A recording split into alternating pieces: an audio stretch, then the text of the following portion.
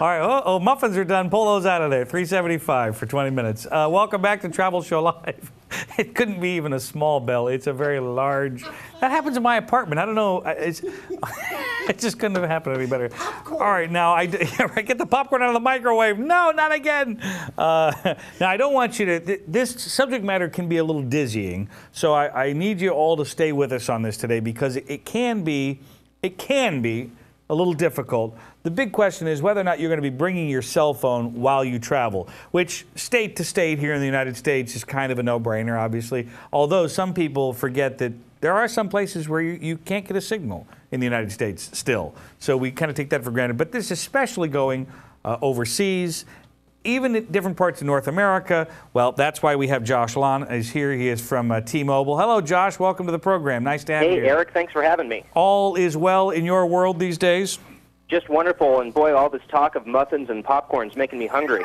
Well, food is a big part of the program. I can tell you that much right now. Well, travel and food go hand in hand. Well, that's very true. Now, I think we should start, too, with the applications because we've been seeing a lot of, I think, what is it, the iPhone, the Apple people are spending millions of dollars to educate us on why we have to have applications on our phone. So maybe we should start with that. Do we need all these applications on our phone?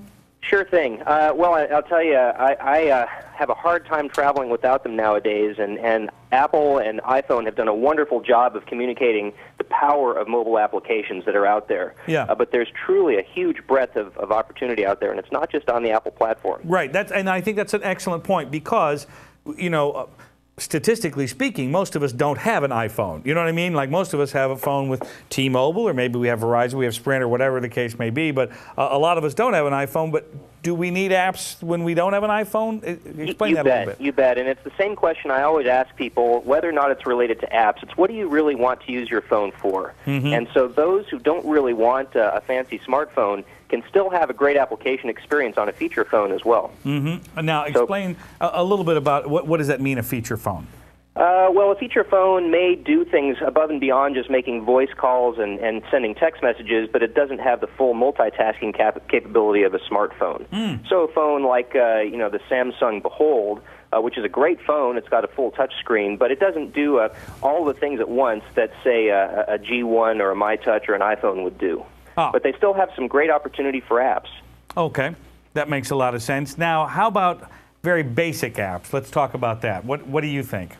Well, a great, very basic app that's out there is something like Google Maps. Mm-hmm. And many phones out there are Google Maps capable. And we all, at least a lot of people, know Google Maps on the desktop PC. Right. Well, that experience is brought to mobile phones right now. Okay. So using basic things like My Location, just to drop a pin on a map and see where you are when you're wandering around a foreign city, very handy. Oh, wow. That's okay. So we got to get Google Maps. What else?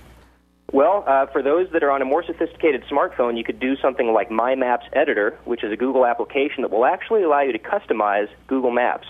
So I could drop a pin in a map or send a picture from my location, and it'll get sent back through the ether up to my desktop Maps application, and I can even share that with friends and family so they can log into my map and see where I am. Oh, my gosh. That is extremely sophisticated. Pretty impressive, isn't it? Yeah, it really is.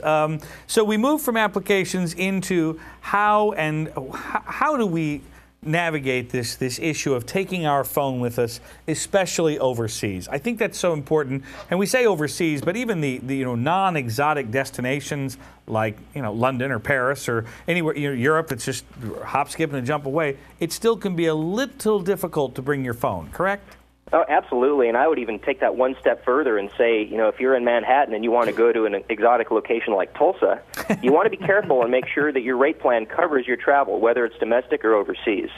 So the first question you want to ask, and you can do this by going to your provider's website or giving them a call, is does my phone support or does my account support roaming outside of my home market, and what are those roaming costs? Okay, and this has especially to do with whether or not you're on a cellular network or your data network. I mean, there's definitely a separation there. Absolutely, yeah. And for those overseas travelers, a couple of important things to think about. is your phone even international capable? Is it a tri-band or a quad-band phone? Answering that question, are you provisioned to roam in the first place? So just because your phone is capable doesn't mean your operator is allowing you to do that. So that's a very simple thing to call and check. Nice. And then finally, if you're on, whether you're on that cellular network or the data network, you're going to be incurring fees, most likely if you're outside of your home market. So understanding those fees, understanding when you're getting email or SMS or making that voice call, what that cost is. Often it can be a lot more inexpensive, for example, if you're browsing on the web, to instead of using the cellular network, if your phone has Wi-Fi capability, use that Wi-Fi, often a much more reasonable flat rate than using that cellular network. And it also has everything to do with the destination and your particular brand of coverage. I mean, your service provider, correct? Yeah, you bet. Because some get along with some, and others don't get along with others, and some get along at a higher price. But your provider will know that, be it T-Mobile or whomever you're with, correct? Yeah, absolutely. The national carriers all have very good support on their website, so you can click in and click on coverage or go to the international site, and they're very good about telling you which markets and which countries they do cover. And if they don't cover, some even will provide you a temporary solution when you're overseas. Well, that's now, one way to do it is just to buy a prepaid phone at your destination. So it may be less expensive just to go to a local cell phone company if you're in, say, Budapest or Prague.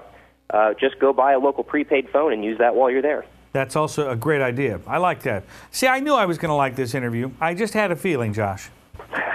Well, you get me started talking about travel, and it's hard to get me stopped. I know. It is fun, too. All right, we got to go to the T-Mobile website to get our mobile makeover, correct? Yeah, mobile makeover, and this is where you can stack your plan up against everybody else that's out there and make sure you're getting the absolute best rate. I love it. And if we're not the best rate, we can often tell you who is. I love it. Josh, thank you for being here. Will you come back and keep us updated? Anytime, Eric. Thank you so much again. You're welcome. It's my pleasure. I'd ask him for insight on like new phones and like new things coming out, but then he'd have to give away trade secrets, and he won't do that. Not at all. Yeah, I can talk right now about two that are very exciting. All right, well, give us just a little piece before we go. Well, the MyTouch 3G with Google is our most powerful Android phone out there currently on the market, and it's a great, friendly, easy-to-use Google Experience Android-based device. Okay. But we have another one that's just about to launch called the Motorola Click. Okay. And if you're a social networker and you're on the go, this phone is really for you. It brings all of your email and all of your social networking, Twitter and Facebook and MySpace, right into your hand. Now, did you say it's an Android phone? I did. Wasn't C-3PO an Android? I mean, these are much friendlier Androids. Android is the mobile operating platform developed by Google, but it's open source. So unlike these so-called walled garden environments where it's very controlled by the operator, this is open source and open for development. So a lot of great innovation going into Android. All right, very good. We'll pick up an Android phone. I don't know. We do. All right, we can do that. We'll be back. Thank you, Josh. Thanks again, Eric. More program on the way. Just stay with us. We will continue here on Travel Show Live.